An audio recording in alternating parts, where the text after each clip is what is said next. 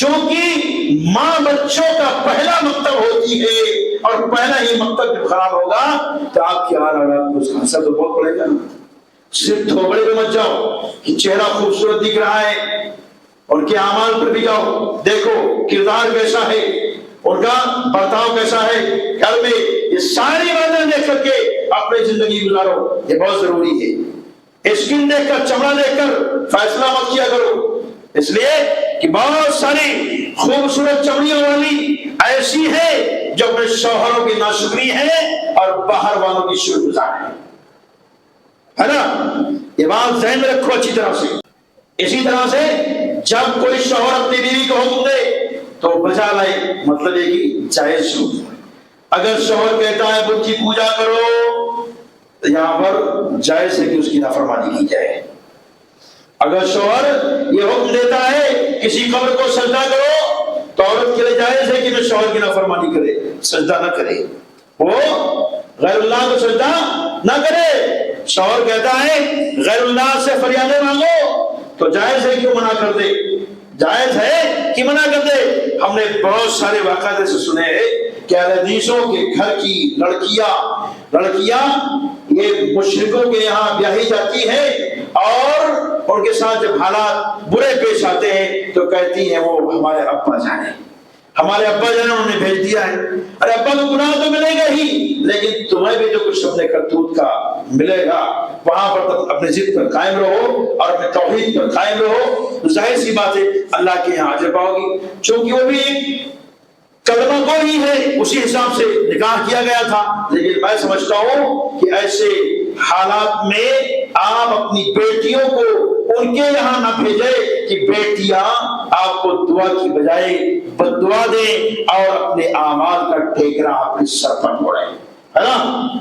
اپنے بچوں کے لیے توحید کا خیال رکھے کہ وہ توحید پر قائم رہیں، ایک اللہ کو پکاریں، ایک اللہ کو سجدہ کریں، ایک اللہ کے سامنے جھکے، ایک معبود واحد کے لیے ہی مراسم عبودیت بجا لے۔ ان ساری باتوں کا خیال رکھنا بہت ہی ضروری ہے۔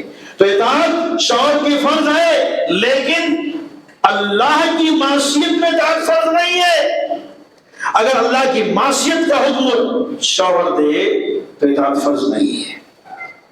بعض ابھی ایسے معاملات آئے کہ لڑکیاں شادی شدہ ہیں اور کہتی ہیں کہ شریعت میں کہیں ایسا نہیں ہے کہ تمہارے ماں کی خدمت کرے تمہارے باپ کی خدمت کرے۔ مانتا ہوں ٹھیک ہے، اللہ اور اس کے رسول نے کہیں پر ایسا کسی بہو کو یہ حکم نہیں دیا ہے کہ اپنے ساس سسر کی خدمت کرو، لیکن یہ تو حکم ہے نا کہ شوہر کی اطاعت کرو، شوہر کی اطاعت کرو چاہے اس کام میں۔ شوہر اگر یہ حکم دیتا ہے میری ماں کو نہلاؤ دھلاؤ کپڑے پہناؤ، اس کے تو سکھ کا خیال رکھو، میرا حکم مانتے ہوئے میرا حکم جانتے ہوئے، تو بہو کو چاہیے کہ یہ کام کرے، بیگم کو چاہیے کہ وہ تسلیم کریں اس کو۔ صرف یہ کہہ کر نہیں بچ پائیں گی کہ شریعت چونکہ بھی پڑھ رہی ہے، بہت سارے پڑھنے کا ایک رواج ہو چلا ہے اور غریب دکھیا سب اپنے بچوں کو پڑھا رہے ہیں، تو کچھ نہ کچھ تو یہ باتیں ذہن میں رہ جاتی ہے کہ شریعت نے یہ حکم نہیں دیا ساس سسر کی خدمت کرنے کا، لیکن ان کی بات معلوم ہونا چاہیے کہ شوہر کی خدمت کا حکم تو ہے نا، تو شوہر کے حکم کو اور ان کی خدمت کو مد نظر رکھتے ہوئے اور اسی سے جوڑتے ہوئے اس کو دیکھیں، ساس کی خدمت کو، سسر کی خدمت کو، سسر کی خدمت کا مطلب یہ نہیں ہے کہ اس کا ہاتھ پیر دبائے، ارے جہاں تک ممکن ہے وہاں تک کر سکے نا، جہاں تک کر سکے وہاں تک کرے، اور جہاں نہیں ممکن ہے وہاں پر کوئی شوہر ہے ہی نا آپ کا، وہ آپ کی اس کا خدمت کرے گا۔ ہاتھ پیر دبانے کی بات ہوئی، بدن میں تیل لگانے کی بات ہوئی، نہیں آپ کو حکم دیا جا رہا ہے کہ آپ کیا نام ہے اپنے سسر کو لگاؤ، لیکن ساس کو تو لگا سکتی ہو نا، لیڈیز آپ بھی لیڈیز ہو، کوئی آپ کے لیے پردہ اس طرح سے نہیں ہے۔ تو ان کی خدمت کا حکم اگر نہیں ہے تو شوہر کی اطاعت کا حکم ضرور ہے۔ تیسری بات جو ہے، جب غائب ہو تو حفاظت کرے، کس چیز کی حفاظت؟ آبرو کی حفاظت۔ یہ معاملات بہت خراب سے، شادی شدہ ہو کر کے بھی ڈیٹنگ پہ جاتی ہیں، شادی شدہ ہو کر کے بھی عورتیں ڈیٹنگ پہ جاتی ہیں، معاملات خراب ہوتے ہیں۔ اور صرف عورتوں کا مسئلہ نہیں ہے، ظاہر سی بات ہے عورت جاتی ہے تو کسی مرد کے پاس ہی جاتی ہوگی نا، کسی مرد کے پاس ہی ڈیٹنگ پہ جاتی ہوگی نا،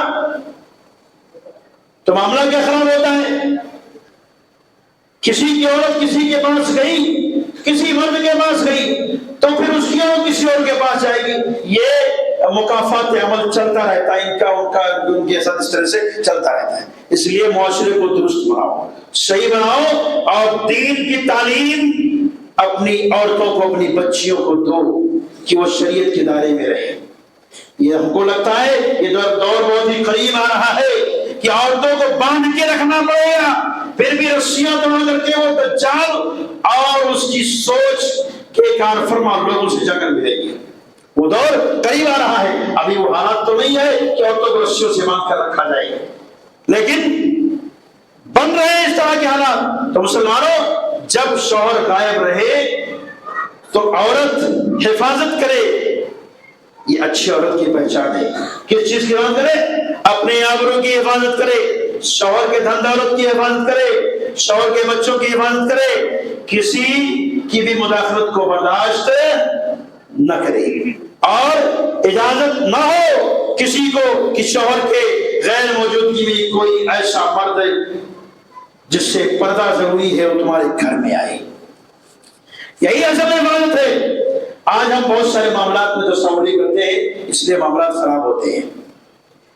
پردے کا حکم صرف اجنبی سے نہیں ہے، ارے شناسا لوگوں سے بھی پردے کا حکم ہے۔ وہ شناسا جنہیں کزن کہا جاتا ہے، چاہے وہ چچا کے بیٹے ہوں، چاہے وہ شوہر کے بھائی ہوں، خالہ کے بیٹے ہوں، پھوپھی کے بیٹے ہوں، کزن میں جتنے لوگ آتے ہیں یاد رکھو سب سے پردہ ہے۔ ان سے معاملات بہت خراب ہو رہے ہیں، بہت خراب ہو رہے ہیں۔ بات تو یہاں تک پہنچ جاتی ہے قتل اور خون خرابے تک۔ تو مسلمانوں، اللہ رب العزت نے، اس کے رسول نے عورتوں کو جو حقوق دیے وہ حقوق کسی اور نے، کسی اور مذہب نے، کسی اور قانون نے نہیں دی۔ اور آج سموِدھان دنیا کے اندر مختلف دیشوں میں مختلف شکلوں میں چل رہا ہے، عورتوں کے حقوق کے تعلق کی جو باتیں کی جا رہی ہیں، یاد رکھو وہ حقوق اسلام سے ہی تحریف پا کر کے لوگوں نے تنظیمیں بنا کر کے حقوق کا مطالبہ کیا ہے، لیکن اسلام کو چھوٹا پیش کرنے کے لیے زیادہ بات کیا، اور زیادہ بات کرنے میں عورتوں کے حقوق نہ دے کر کے ان کا استحصال شروع کر دیا، ہے نا، ان کا استحصال شروع کر دیا۔ ابھی ایک واقعہ آپ کے سامنے آیا نا، ٹریننگ ڈاکٹر کے ساتھ میں جو ظلم زیادتی ہوئی اور اس کو قتل کر دیا گیا، جناب جبر ہوا اس کے ساتھ میں، یہ وجہ اس کی یہی ہے، اس کی وجہ یہی ہے کہ دونوں فریق دین سے نابلد ہیں، شریعت سے دور ہیں، توحید سے دور ہیں، شرک